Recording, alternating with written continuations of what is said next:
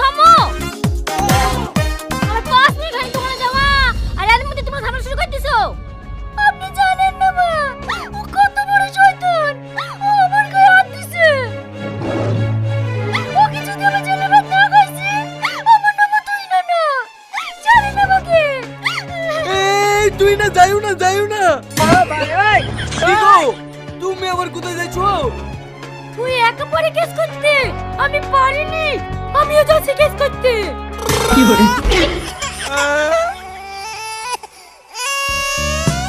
Sir sir, হ্যাঁ বলুন। আমার সতীন আমাকে মেরে তো হয়নি।